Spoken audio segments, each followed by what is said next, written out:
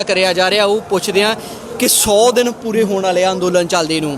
ਹੁਣ ਤੱਕ ਆਪਣੀਆਂ ਕੀ ਇਸ ਅੰਦੋਲਨ ਦੇ ਵਿੱਚੋਂ ਕੀ ਪ੍ਰਾਪਤੀਆਂ ਹੋਈਆਂ ਨੇ, ਅੱਗੇ ਦੀ ਸਾਡੀ ਕੀ ਰਣਨੀਤੀ ਹੈ, ਅੰਦੋਲਨ ਕਿੰਨਾ ਲੰਮਾ ਸਮਾਂ ਅੱਗੇ ਚੱਲੇਗਾ? ਜਿਹੜਾ ਇਹ ਸਵਾਲ ਸਭ ਤੋਂ ਵੱਧ ਲੋਕਾਂ ਦੁਆਰਾ ਕਮੈਂਟਾਂ ਦੇ ਵਿੱਚ ਪੁੱਛਿਆ ਜਾਂਦਾ ਜਾਂ ਲੋਕਾਂ ਦੇ ਅੰਦਰ ਇੱਥੇ ਵੀ ਲੋਕ ਨੇ ਜਿਹੜੇ ਉਹਨਾਂ ਦਾ ਸਵਾਲ ਹੈ, ਜਿਹੜੀ ਹੁਣ ਨਵੀਂ ਰਣਨੀਤੀ ਆ ਉਹ ਕੀ ਹੋਏਗੀ, ਉਹਦੇ ਬਾਰੇ ਤੋਂ ਜ਼ਰੂਰ ਅਸੀਂ ਤੁਹਾਡੇ ਤੋਂ ਪੁੱਛਣਾ ਚਾਹਾਂਗੇ ਜੀ।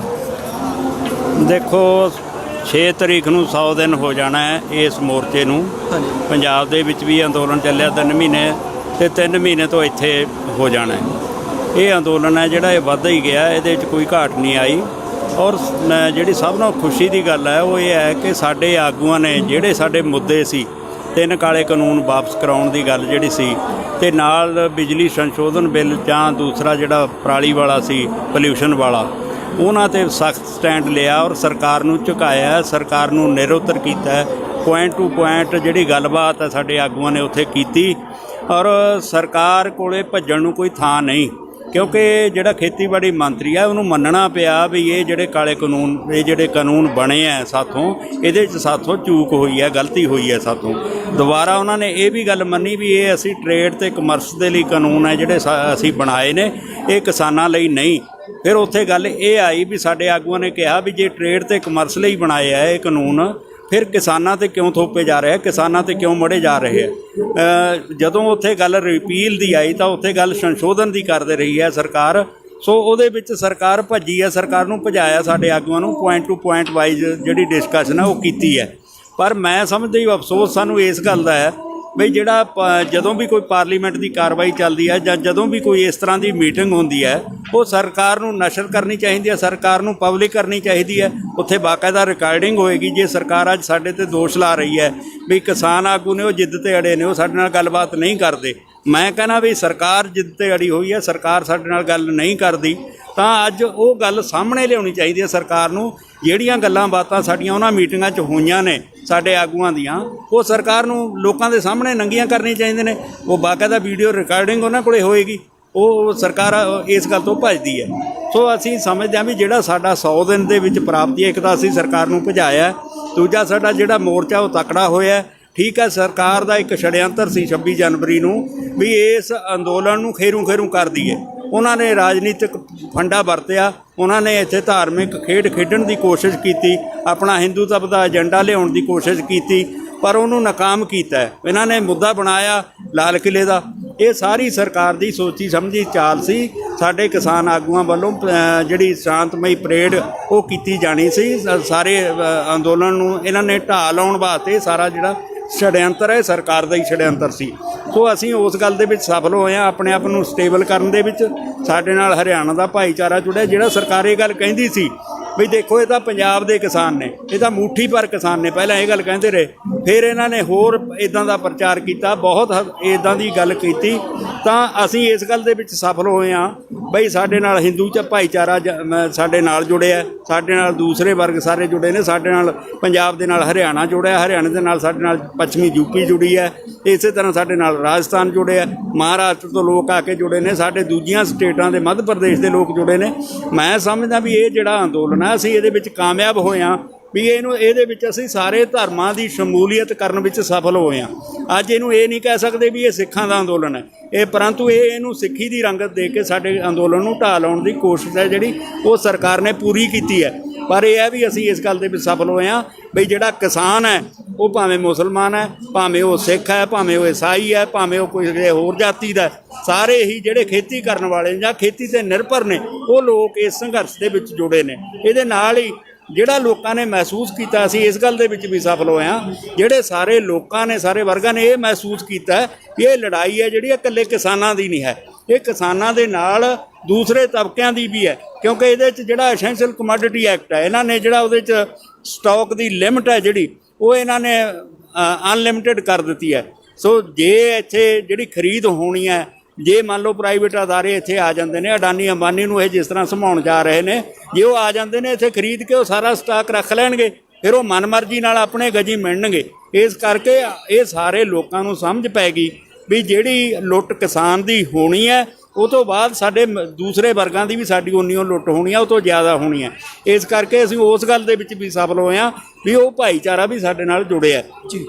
ਸੋ ਅਸੀਂ ਪ੍ਰਾਪਤੀ ਇਹ ਵੀ ਕੀਤੀ ਹੈ, ਜਿਹੜੀ ਮਤਲਬ ਰਾਜਨੀਤਿਕ ਧਿਰਾਂ ਨੇ ਜਿਹੜੀਆਂ ਹੁਣ ਤੱਕ ਸਾਨੂੰ ਵਰਗਲਾ ਕੇ ਸਾਨੂੰ ਮਤਲਬ ਸ਼ੋਸ਼ਿਆਂ ਦੇ ਵਿੱਚ ਆਪਣੇ ਫਸਾ ਕੇ ਸਾਥੋਂ ਵੋਟਾਂ ਬਟੋਰਨ ਵਾਲੀ ਨੀਤੀ ਉਹ ਚਲਾਉਂਦੇ ਸੀ, ਅੱਜ ਉਹਨਾਂ ਲੋਕਾਂ ਨੂੰ ਵੀ ਇਹ ਸਮਝ ਪੈ ਗਈ, ਇਹ ਕਿਸਾਨ ਜਾਗ ਪਏ ਨੇ। ਇਹ ਅੰਦੋਲਨ ਹੈ ਜਿਹੜਾ ਦੇਸ਼ ਵਿਆਪੀ ਨਹੀਂ, ਹੁਣ ਦੁਨੀਆ ਵਿਆਪੀ ਇਹ ਅੰਦੋਲਨ ਬਣ ਗਿਆ।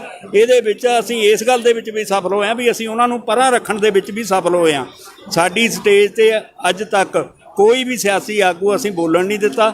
ਅਸੀਂ ਇਹ ਫੈਸਲਾ ਕੀਤਾ ਹੋਇਆ ਸੰਯੁਕਤ ਮੋਰਚੇ ਵੱਲੋਂ ਵੀ ਉਹ ਆ ਕੇ ਆਪਣਾ ਪੰਡਾਲ ਦੇ ਵਿੱਚ ਬੈਠ ਸਕਦੇ ਨੇ, ਉਹ ਆਪਣੀ ਗੱਲ ਜਿਹੜੀ ਹੈ ਉੱਥੇ ਆ ਕੇ ਉਹ ਸੁਣ ਸਕਦੇ ਨੇ, ਪਰ ਇਹ ਹੈ ਵੀ ਉਹ ਉੱਥੇ ਸਟੇਜ 'ਤੇ ਉਹਨਾਂ ਨੂੰ ਟਾਈਮ ਨਹੀਂ ਦਿੱਤਾ। ਇਸ ਕਰਕੇ ਸਭ ਨਾਲੋਂ ਵੱਡੀ ਪ੍ਰਾਪਤੀ ਇਹ ਹੈ ਵੀ ਜਿਹੜੇ ਲੋਕਾਂ ਦੇ ਲਈ ਅਸੀਂ ਹਾਰ ਫੜ ਕੇ ਖੜ੍ਹਦੇ ਸੀ, ਅੱਜ ਉਹ ਲੋਕਾਂ ਨੂੰ ਚਿੰਤਾ ਹੋਈ ਹੈ ਵੀ ਸਾਡੀ ਜਿਹੜੀ ਆਉਣ ਵਾਲੇ ਭਵਿੱਖ ਦੇ ਵਿੱਚ ਸਾਡੀਆਂ ਵੋਟਾਂ ਨੇ ਜਿਹੜੀਆਂ ਕੀ ਉਹ ਸਾਨੂੰ ਮਿਲਣਗੀਆਂ, ਕੀ ਉਹ ਸਾਡੀ ਖਿਸਕ ਗਈ ਹੈ ਜ਼ਮੀਨ। ਸੋ ਅੱਜ ਚਿੰਤਾ ਉਹਨਾਂ ਲੋਕਾਂ ਨੂੰ ਵੀ ਪਈ ਹੋਈ ਹੈ। ਇਸੇ ਤਰ੍ਹਾਂ ਜਿਹੜੀ ਭਾਜਪਾ ਹੈ, ਭਾਜਪਾ ਨੂੰ ਦੇਖੋ ਪੂਰਾ ਸਰਕਾਰ ਆਪਾਂ ਜੇ ਇਹ ਕਹਿ ਲਈਏ ਇਸ ਅੰਦੋਲਨ ਨੇ ਪੂਰੀ ਸੱਟ ਮਾਰੀ ਹੈ। ਜਿਸ ਤਰ੍ਹਾਂ ਪੰਜਾਬ ਦੇ ਵਿੱਚ ਪਹਿਲਾਂ ਇਹਨਾਂ ਦਾ ਵਿਰੋਧਤਾ ਹੋਈ, ਪੰਜਾਬ ਦੇ ਵਿੱਚ ਇਹਨਾਂ ਨੂੰ ਕਿਤੇ ਵੀ ਕੋਈ ਰੈਲੀ ਜਾਂ ਮੁਜ਼ਾਹਰਾ ਨਹੀਂ ਕਰਨ ਦਿੱਤਾ, ਇਹਨਾਂ ਦੇ ਘਰਾਂ ਦਾ ਘਿਰਾਓ ਕੀਤਾ। ਇਸੇ ਤਰ੍ਹਾਂ ਨਾਲ ਦੀ ਨਾਲ ਹਰਿਆਣੇ ਦੇ ਵਿੱਚ ਹੋਇਆ।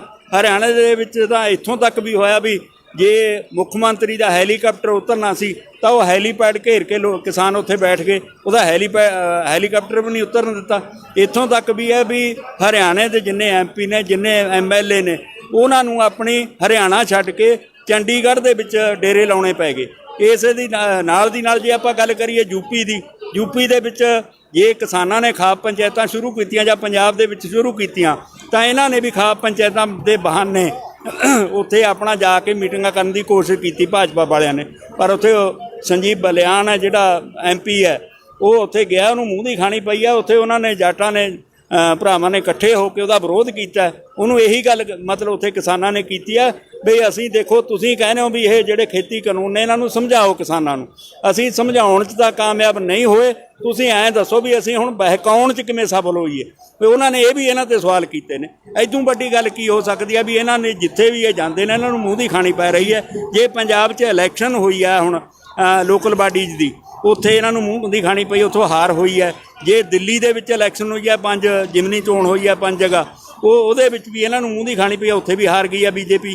ਸੋ ਇਸੇ ਤਰ੍ਹਾਂ ਹੁਣ ਸੰਯੁਕਤ ਮੋਰਚੇ ਦਾ ਫੈਸਲਾ ਹੈ ਬਈ ਜੇ ਜਿਸ ਤਰ੍ਹਾਂ ਹੁਣ 5 ਸਟੇਟਾਂ ਦੀ ਇਲੈਕਸ਼ਨ ਹੋਣੀ ਹੈ, ਉੱਥੇ ਅਸੀਂ ਵੱਡੀ ਪੱਧਰ 'ਤੇ ਸਾਡੇ ਆਗੂ ਨੇ ਜਿਹੜੇ ਉਹ ਜਾਣਗੇ, ਉੱਥੇ ਉਹਨਾਂ ਲੋਕਾਂ ਨੂੰ ਵੀ ਸਮਝਾਉਣਗੇ ਵੀ ਜਿਹੜੇ ਕਿਸਾਨਾਂ ਦੇ ਨਾਲ ਇਹ ਦੁਸ਼ਮਣੀ ਕਰ ਰਹੀ ਹੈ, ਕਿਸਾਨਾਂ ਨੂੰ ਇਹ ਮਤਲਬ ਉਹਨਾਂ ਦੀ ਜ਼ਮੀਨ ਖੋਹਣ ਤੱਕ ਜਾ ਰਹੀ ਹੈ, ਉਹਨਾਂ ਦੀ ਮੰਡੀਕਰਨ ਸਿਸਟਮ ਤੋੜਨ ਜਾ ਰਹੀ ਹੈ, ਉਹਨਾਂ ਦੀ MSP ਤੋਂ ਭੱਜਣ ਜਾ ਰਹੀ ਹੈ, ਇਹਨਾਂ ਨੂੰ ਵੋਟਾਂ ਨਾ ਦਿਓ। ਅਸੀਂ ਉੱਥੇ ਸਿਰਫ ਇਹੀ ਕਹਿਣ ਦੇ ਲਈ ਸਾਡੇ ਆਗੂ ਜਾਣਗੇ ਵੀ ਅਸੀਂ ਕਿਸੇ ਪਾਰਟੀ ਦੀ ਹਮਾਇਤ 'ਤੇ ਨਹੀਂ ਆਏ, ਅਸੀਂ ਸਿਰਫ ਇਹ ਕਹਿਣ ਆਏ ਹਾਂ ਵੀ ਭਾਜਪਾ ਨੂੰ ਵੋਟ ਨਾ ਦਿਓ। ਇਹ ਦੇਸ਼ ਵਿਰੋਧੀ ਹੈ, ਇਹ ਕਿਸਾਨ ਵਿਰੋਧੀ ਪਾਰਟੀ ਹੈ, ਇਹਨੂੰ ਮੂੰਹ ਨਾ ਲਾਓ। ਅਸੀਂ ਇਹਨਾਂ ਨੂੰ ਸਜ਼ਾ ਜਿਹੜੀ ਹੈ ਉਹ ਦੇਣ ਵਿੱਚ ਸਫਲ ਹੋਏ ਹਾਂ, ਔਰ ਹੁਣ ਤੱਕ ਜਿੰਨਾ ਕਾਮਯਾਬ ਹੋਏ ਹਾਂ ਕਿਉਂਕਿ ਇਹਨਾਂ ਨੇ 10 ਲੱਖ ਪੈਂਫਲੇਟ ਛਪਾਇਆ, ਉਹ ਪੈਂਫਲੇਟ ਨਹੀਂ ਇਹ ਵੰਡ ਸਕੇ। ਸੋ ਇਦੋਂ ਵੱਡੀ ਗੱਲ ਕੀ ਹੋ ਸਕਦੀ ਹੈ ਵੀ ਅੱਜ ਉਹ ਮੂਹਰੇ ਭੱਜੇ ਫਿਰਦੇ ਨੇ, ਅਸੀਂ ਉਹਨਾਂ ਦੇ ਮਗਰ ਫਿਰਦੇ ਹਾਂ। ਇੱਕ ਸਵਾਲ ਹੈ ਜੀ, ਹਾਂਜੀ ਤੁਹਾਡੀ ਜਿਹੜੀ ਜਿੱਥੋਂ ਤੁਸੀਂ ਗੱਲ ਕਰਨੀ ਸ਼ੁਰੂ ਕੀਤੀ ਸੀ, ਸਭ ਤੋਂ ਪਹਿਲਾਂ ਜਿਵੇਂ ਖੇਤੀਬਾੜੀ ਮੰਤਰੀ ਤੋਮਰ ਦੀ ਗੱਲ ਕੀਤੀ ਕਿ ਦੇਖੋ ਤੋਮਰ ਦੇ ਜਿਹੜੇ ਪਾਰਲੀਮੈਂਟ ਦੇ ਵਿੱਚ ਬਿਆਨ ਹੁੰਦੇ ਨੇ ਤੇ ਜਿਹੜੇ ਆਪਣੀਆਂ ਕਿਸਾਨ ਆਗੂਆਂ ਦੇ ਨਾਲ ਮੀਟਿੰਗਾਂ ਦੇ ਵਿੱਚ ਗੱਲਾਂ ਹੁੰਦੀਆਂ ਨੇ, ਉਹਨਾਂ ਦੇ ਵਿੱਚ ਜ਼ਮੀਨ ਅਸਮਾਨ ਦਾ ਫਰਕ ਹੁੰਦਾ ਹੈ। ਉਹ ਪਾਰਲੀਮੈਂਟ ਦੇ ਵਿੱਚ ਜਾ ਕੇ ਕੀ ਕਹਿ ਦਿੰਦੇ ਆ ਕਿ ਕਿਸਾਨ ਆਗੂ ਸਾਡੇ ਨਾਲ 11 ਜਾਂ 12 ਦੌਰ ਦੀ ਮੀਟਿੰਗ ਦੇ ਵਿੱਚ ਵੀ ਇਹ ਸਾਬਤ ਨਹੀਂ ਕਰ ਪਾਏ ਕਿ ਕਾਨੂੰਨ ਕਾਲੇ ਕਿਵੇਂ ਨੇ। ਕਿ ਜਦੋਂ ਅਗਲੀ ਵਾਰ ਚਲੋ ਅਸੀਂ ਉਮੀਦ ਕਰਾਂਗੇ ਛੇਤੀ ਹੀ ਆਪਣੀ ਜਦੋਂ ਸਰਕਾਰ ਦੇ ਨਾਲ ਅਗਲੇ ਦੌਰ ਦੀ ਮੀਟਿੰਗ ਹੋਊਗੀ, ਉਹਦੇ ਵਿੱਚ ਕੀ ਜ਼ੋਰ ਸ਼ੋਰ ਨਾਲ ਇਹ ਸਵਾਲ ਪੁੱਛਿਆ ਜਾਏਗਾ ਤੋਮਰ ਤੋਂ ਕਿ ਕਿਉਂ ਤੁਸੀਂ ਆਪਣਾ ਮਤਲਬ ਜਿਹੜੇ ਦੋਗਲਾ ਚਿਹਰਾ ਵਿਖਾਉਂਦੇ ਹੋ। ਪਾਰਲੀਮੈਂਟ ਦੇ ਵਿੱਚ ਕੋਈ ਹੋਰ ਗੱਲਾਂ ਹੁੰਦੀਆਂ ਨੇ, ਇੱਥੇ ਤੁਸੀਂ ਹੋਰ ਗੱਲਾਂ ਹੁੰਦੀਆਂ ਨੇ।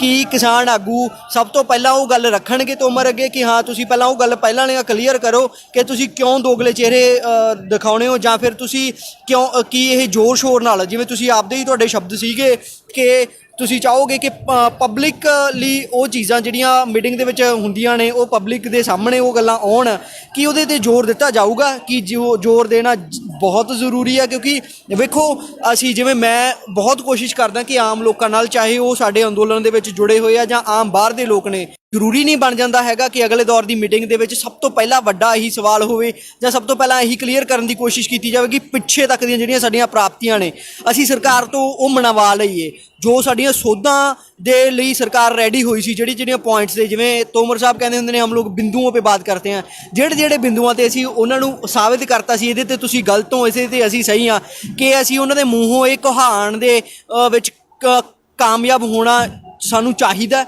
ਮੇਰਾ ਇਹ ਸਵਾਲ ਹੈ, ਤੁਸੀਂ ਪਲੀਜ਼ ਇਹਦੇ 'ਤੇ ਥੋੜ੍ਹਾ ਦੱਸੋ। ਦੇਖੋ ਗੱਲ ਇਹ ਆ ਵੀ ਮੈਂ ਤਾਂ ਇੱਕ ਗੱਲ ਕਹਿਣਾ ਜਥੇਬੰਦੀਆਂ ਦੀ ਤਰਫ ਤੋਂ ਵੀ ਸਾਡਾ ਇਹ ਚੈਲੰਜ ਹੈ ਮੋਦੀ ਸਰਕਾਰ ਨੂੰ ਜਾਂ ਨਰਿੰਦਰ ਸਿੰਘ ਤੋਮਰ ਨੂੰ, ਸਾਡਾ ਇਹ ਚੈਲੰਜ ਹੈ ਵੀ ਸਾਡੀਆਂ ਜਿਹੜੀਆਂ ਹੁਣ ਤੱਕ ਦੀਆਂ ਮੀਟਿੰਗਾਂ ਹੋਈਆਂ ਨੇ, ਜਿਹੜੀ ਡਿਬੇਟਸ ਸਾਡੀ ਉਹਨਾਂ ਦੇ ਨਾਲ ਹੋਈ ਹੈ, ਉਹਨਾਂ ਨੂੰ ਇਹ ਪਬਲਿਕ ਡੋਮੇਨ 'ਚ ਲਿਆਉਣ ਤਾਂ ਜੋ ਸੱਚਾਈ ਹੈ ਜਿਹੜੀ ਉਹ ਲੋਕਾਂ ਦੇ ਸਾਹਮਣੇ ਆ ਸਕੇ, ਲੋਕਾਂ ਨੂੰ ਸੱਚਾਈ ਪਤਾ ਲੱਗ ਸਕੇ ਵੀ ਕਿਸਾਨ ਆਗੂਆਂ ਨੇ ਕੀ ਸਵਾਲ ਕੀਤੇ ਤੇ ਉਹਨਾਂ ਨੇ ਕੀ ਜਵਾਬ ਦਿੱਤੇ। ਇਹ ਗੱਲ ਸਭ ਦੇ ਸਾਹਮਣੇ ਆਉਣੀ ਚਾਹੀਦੀ ਹੈ ਸਾਹਿਬ, ਸਪਸ਼ਟ ਗੱਲ ਹੈ। ਜਦੋਂ ਤੱਕ ਉਹ ਇਹ ਗੱਲ ਨਹੀਂ ਲਿਆਉਂਦੇ, ਉਹ ਇਸ ਗੱਲ ਨੂੰ ਲੁਕੋ ਕੇ ਰੱਖਦੇ ਨੇ। ਜੇ ਉਹ ਮਤਲਬ ਸਿਰਫ ਕਹਿ ਹੀ ਰਹੇ ਨੇ ਵੀ ਕਿਸਾਨ ਸਾਡੀ ਗੱਲ ਨਹੀਂ ਮੰਨਦੇ ਜੀ, ਅਸੀਂ ਇਹਨਾਂ ਨੂੰ ਮਤਲਬ ਇਹਨਾਂ ਦੀਆਂ ਸਾਰੀਆਂ ਗੱਲਾਂ ਸੁਣ ਲਈਆਂ ਨੇ, ਇਹ ਗੱਲ ਕਹਿਣ ਨਾਲ ਨਹੀਂ, ਉਹ ਇਸ ਗੱਲ ਨੂੰ ਪਬਲਿਕ ਡੋਮੇਨ 'ਚ ਲਿਆਉਣ, ਅਸੀਂ ਗੱਲ ਸੱਚਾਈ ਮੰਨਾਂਗੇ। ਸੋ ਮੈਂ ਤਾਂ ਸਮਝਦਾ ਵੀ ਸਭ ਤੋਂ ਵੱਡੇ ਜੱਜ ਨੇ ਲੋਕ ਦੇਖਣਗੇ, ਫਿਰ ਆਪਣੇ ਆਪ ਹੀ ਇਹਨਾਂ ਨੂੰ ਮੂੰਹ ਦੀ ਖਾਣੀ ਪਏਗੀ, ਇਹਨਾਂ ਨੂੰ ਆਪਣੇ ਆਪ ਪਤਾ ਲੱਗੇਗਾ ਵੀ ਜਿਹੜਾ ਕੁਛ ਅਸੀਂ ਕਹਿੰਦੇ ਆ ਉਹਦੇ ਕਹਿਣੀ ਤੇ ਕਥਨੀ ਸਾਡੀ 'ਚ ਫਰਕ ਹੈ। ਮੈਂ ਤਾਂ ਸਮਝਦਾ ਵੀ ਸਭ ਤੋਂ ਵੱਡੀ ਇਹ ਪਾਰਟੀ ਜਿਹੜੀ ਸਭ ਤੋਂ ਝੂਠਿਆਂ ਦੀ ਪਾਰਟੀ ਹੈ। ਜੇ ਮੋਦੀ ਸਾਹਿਬ ਤੇ ਇਹ ਗੱਲ ਇੱਕ ਸਰਵੇ ਦੇ ਅਨੁਸਾਰ ਹੋ ਸਕਦਾ ਵੀ ਉਹ 58 ਵਾਰੀ ਝੂਠ ਬੋਲਦੇ ਨੇ, ਤਾਂ ਉਹਦੇ ਮੰਤਰੀਆਂ ਤੇ ਕੀ ਵਿਸ਼ਵਾਸ ਕੀਤਾ ਜਾ ਸਕਦੀ ਆ? ਇਹਨਾਂ ਦੀ ਤਾਂ ਕੋਈ ਕ੍ਰੈਡੀਬਿਲਿਟੀ ਹੈ ਹੀ ਨਹੀਂ। ਇਹਨਾਂ ਨੂੰ ਇਹ ਸੋਚਣਾ ਚਾਹੀਦਾ, ਇਹਨਾਂ ਨੂੰ ਇਹ ਕੰਧ ਤੇ ਲਿਖਿਆ ਪੜ੍ਹ ਲੈਣਾ ਚਾਹੀਦਾ ਬਈ ਜਿਹੜਾ ਅਸੀਂ ਜਿਸ ਤਰ੍ਹਾਂ ਇਹਨਾਂ ਸਵਾਮੀਨਾਥਨ ਕਮਿਸ਼ਨ ਦੀ ਰਿਪੋਰਟ ਤੇ ਜਦੋਂ ਪਹਿਲਾਂ ਇਹ ਚੋਣਾਂ 'ਚ ਜਿੱਤੇ ਨੇ 2014 'ਚ, ਉਹਨਾਂ ਨੇ ਵਾਅਦਾ ਕੀਤਾ ਸੀ ਵੀ ਅਸੀਂ ਸਵਾਮੀਨਾਥਨ ਕਮਿਸ਼ਨ ਰਿਪੋਰਟ ਹੈ ਜਿਹੜੀ ਉਹ ਲਾਗੂ ਕਰਾਂਗੇ, ਪਰ ਇਹਨਾਂ ਨੇ ਉਹ ਨਹੀਂ ਕੀਤੀ। ਉਹ ਤੋਂ ਬਾਅਦ 'ਚ ਇਹਨਾਂ ਨੇ ਸੁਪਰੀਮ ਕੋਰਟ ਦੇ ਵਿੱਚ ਹਲਫਨਾਮਾ ਦੇ ਕੇ ਇਹ ਗੱਲ ਕਹਿ ਦਿੱਤੀ ਵੀ ਅਸੀਂ ਇਹ ਲਾਗੂ ਕਰ ਹੀ ਨਹੀਂ ਸਕਦੇ, ਤੁਹਾਡਾ ਅਰਥਚਾਰਾ ਡੁੱਬ ਜਾਏਗਾ। ਸੋ ਇਹ ਤਾਂ ਝੂਠਿਆਂ ਦੀ ਪਾਰਟੀ ਵਾਲਾ ਕੰਮ ਹੋ ਗਿਆ। ਮੈਂ ਕਹਿੰਦਾ ਵੀ ਇਹਨਾਂ ਨੂੰ ਆਪਣਾ ਵਿਸ਼ਵਾਸ ਕਾਇਮ ਕਰਨਾ ਚਾਹੀਦਾ, ਕਿਸਾਨਾਂ ਦੀਆਂ ਜਿਹੜੀਆਂ ਮੰਗਾਂ ਨੇ ਇਹਨਾਂ ਨੂੰ ਮੰਨਣਾ ਚਾਹੀਦਾ, ਵਿਸ਼ਵਾਸ ਹੈ ਜਿਹੜਾ ਇਹ ਪੈਦਾ ਕਰਨਾ ਚਾਹੀਦਾ, ਕਿਉਂਕਿ ਜਿਹੜਾ ਲੋਕ ਰਾਜ ਹੈ, ਲੋਕ ਰਾਜ ਦੇ ਵਿੱਚ ਸਭ ਦੀ ਸੁਣਨ ਵਾਲੀ ਗੱਲ ਹੁੰਦੀ ਹੈ। ਦੇਖੋ ਲੋਕਾਂ ਲਈ, ਲੋਕਾਂ ਵਾਸਤੇ ਤੇ ਲੋਕਾਂ ਦੁਆਰਾ ਚੁਣੀ ਹੋਈ ਸਰਕਾਰ ਹੁੰਦੀ ਹੈ। ਸੋ ਲੋਕਾਂ ਦੀ ਗੱਲ ਦੇਖੋ, ਇਦੋਂ ਵੱਡਾ ਸ਼ਾਂਤਮਈ ਅੰਦੋਲਨ ਕਿਤੇ ਦੇਖਿਆ ਦੁਨੀਆ 'ਚ? ਇਹ ਸਭ ਤੋਂ ਵੱਡਾ ਇਤਿਹਾਸਕ ਅੰਦੋਲਨ ਹੈ ਜਿਹੜਾ 3 ਮਹੀਨੇ ਇੱਥੇ ਤੇ 3 ਮਹੀਨੇ ਪੰਜਾਬ ਦੇ ਵਿੱਚ ਪਹਿਲਾਂ ਚੱਲਿਆ, 3 ਮਹੀਨੇ ਤੋਂ ਇੱਥੇ ਚੱਲ ਰਿਹਾ, ਔਰ ਕਿਤੇ ਕੋਈ ਪੱਤਾ ਨਹੀਂ ਤੋੜਿਆ, ਕਿਤੇ ਕੋਈ ਨੁਕਸਾਨ ਨਹੀਂ ਕੀਤਾ, ਕਿਤੇ ਸਾਡੀ ਇੱਥੇ ਭਾਈਚਾਰੇ ਨਾਲ ਕਿਸੇ ਨਾਲ ਵਿਗੜ ਨਹੀਂ ਪਈ, ਸਾਡਾ ਸਤਿਕਾਰ ਕਰਦੇ ਨੇ। ਅਸੀਂ ਆ ਕੁੰਡਲੀ ਤੇ ਸਿੰਘੂ ਬਾਰਡਰ ਤੇ ਬੈਠੇ ਹਾਂ, ਇੱਥੋਂ ਦੇ ਲੋਕ ਸਤਿਕਾਰ ਕਰਦੇ ਨੇ, ਸਤਿ ਸ੍ਰੀ ਅਕਾਲ ਬੁਲਾ ਕੇ ਲੰਘਦੇ ਨੇ ਸਭ ਨੂੰ, ਔਰ ਇੱਥੇ ਸਾਡੀਆਂ ਸਟੇਜਾਂ ਤੇ ਆ ਕੇ ਉਹ ਧੰਨਵਾਦ ਕਰਦੇ ਨੇ, ਕਿਉਂਕਿ ਸਾਡਾ ਜੇ ਗੁਰੂ ਕੇ ਲੰਗਰ ਚੱਲਦੇ ਨੇ ਤਾਂ ਸਭ ਨੂੰ ਖਾਣ ਲਈ ਮਿਲਦਾ। ਜੇ ਇੱਥੇ ਕੋਈ ਹੋਰ ਸਹੂਲਤ ਮਿਲਦੀ ਆ ਉਹ ਸਭ ਨੂੰ ਇੱਥੇ ਜਿਹੜਾ ਵੀ ਆਉਂਦਾ ਉਹਦਾ ਸਤਿਕਾਰ ਹੁੰਦਾ। ਸਭ ਤੋਂ ਵੱਡੀ ਗੱਲ ਇਹ ਵੀ ਹੈ ਵੀ ਸਾਡੀਆਂ ਮਾਵਾਂ ਭੈਣਾਂ ਨੇ ਜਿਹੜੀਆਂ ਅੱਜ ਉਹ ਇੱਜ਼ਤ ਨਾਲ ਇੱਥੇ ਤੁਰ ਫਿਰ ਸਕਦੀਆਂ ਨੇ। ਜਿਹੜੀ ਦਿੱਲੀ ਬਦਨਾਮ ਹੋ ਚੁੱਕੀ ਸੀ, ਜਿਹੜਾ ਇਹ ਮੋਦੀ ਦਾ ਮਤਲਬ ਇੱਕ ਸੀਗਾ ਵੀ ਬੇਟੀ ਬਚਾਓ ਬੇਟੀ ਪੜ੍ਹਾਓ ਵਾਲਾ ਫੰਡਾ, ਮੈਂ ਕਹਿਣਾ ਵੀ ਜਿੰਨਾ ਅਤਿਆਚਾਰ ਇਹਨਾਂ ਦੇ ਸਮੇਂ 'ਚ ਹੋਇਆ, ਜਿੰਨਾ ਸਾਡੀਆਂ ਬੇਟੀਆਂ ਨਾਲ ਇਹਨਾਂ ਨੇ ਮਤਲਬ ਤਸ਼ੱਦਦ ਕੀਤਾ ਜਾਂ ਜ਼ੁਲਮ ਕੀਤਾ ਜਾਂ ਉਹਨਾਂ ਦੀ ਪੱਤ ਲੁੱਟਣ ਵਾਲਾ ਕੰਮ ਕੀਤਾ, ਇਹ ਜੇ ਰੋਕਿਆ ਤਾਂ ਸਿਰਫ ਆਪ ਅੰਦੋਲਨ ਨੇ ਰੋਕਿਆ। ਇੱਥੋਂ ਇਤਿਹਾਸ ਬਣ ਰਿਹਾ ਹੈ, ਇਹਦੇ ਵਿੱਚ ਆ ਕੇ ਵੱਡੇ ਵੱਡੇ ਸਕਾਲਰ, ਵੱਡੀਆਂ ਯੂਨੀਵਰਸਿਟੀਆਂ ਦੇ ਸਟੂਡੈਂਟ ਆ ਕੇ ਇੱਥੇ ਸਟੱਡੀ ਕਰ ਰਹੇ ਨੇ ਵੀ ਇਹ ਅੰਦੋਲਨ ਇੰਨਾ ਲੰਬਾ ਇਸ ਤਰ੍ਹਾਂ ਪੀਸਫੁਲੀ ਕਿਸ ਤਰ੍ਹਾਂ ਚੱਲ ਰਿਹਾ। ਤੋ ਮੈਂ ਤਾਂ ਸਮਝਦਾ ਵੀ ਇਹ ਇੱਕ ਇਤਿਹਾਸ ਰਚਿਆ ਇਸ ਅੰਦੋਲਨ ਨੇ, ਔਰ ਇਹ ਸਰਕਾਰ ਨੂੰ ਸਮਝ ਲੈਣਾ ਚਾਹੀਦਾ। ਜਾਂ ਦੁਨੀਆ ਦੇ ਵਿੱਚ, ਦੁਨੀਆ ਦੀ ਪਾਰਲੀਮੈਂਟ ਦੇ ਵਿੱਚ ਇਹ ਬਹਿਸ ਹੋ ਚੁੱਕੀ ਹੈ। ਕੈਨੇਡਾ ਦੇ ਦੇਖੋ, ਉੱਥੋਂ ਦੇ ਪ੍ਰਧਾਨ ਮੰਤਰੀ ਨੇ ਇਹ ਗੱਲ ਕਹਿ ਦਿੱਤੀ ਹੈ। ਕੈਨੇਡਾ ਦੇ ਵਿੱਚ ਤੁਸੀਂ ਦੇਖੋ, ਕੱਲ੍ਹ ਪਰਸੋਂ ਉੱਥੇ ਇਹ ਕੈਨੇਡਾ ਦੇ ਵਿੱਚ ਵੀ ਭਾਜਪਾਈਆਂ ਨੇ ਮੋਦੀ ਦੇ ਹੱਕ ਵਿੱਚ ਕੋਈ ਪ੍ਰੋਗਰਾਮ ਬਣਾਇਆ, ਉੱਥੇ ਆਪਣਾ ਨਾਅਰੇ ਲਾਉਣ ਦਾ ਜਾਂ ਜਲੂਸ ਕੱਢਣ ਦਾ, ਪਰ ਇਹ ਵੀ ਉੱਥੇ ਦੇ ਨੌਜਵਾਨਾਂ ਨੇ ਉੱਥੇ ਵੀ ਵਿਰੋਧ ਕਰਤਾ। ਇਹਨਾਂ ਨੂੰ ਭੱਜਦਿਆਂ ਨੂੰ ਥਾਂ ਨਹੀਂ ਲੱਭੀ, ਉੱਥੇ ਵੀ ਕੈਨੇਡਾ ਦੇ ਵਿੱਚ, ਬਰੈਂਪਟਨ ਦੇ ਵਿੱਚ। ਸੋ ਇਸੇ ਤਰ੍ਹਾਂ ਇਹਨਾਂ ਦਾ ਹਰ ਇੱਕ ਜਗ੍ਹਾ ਵਿਰੋਧ ਹੋ ਰਿਹਾ।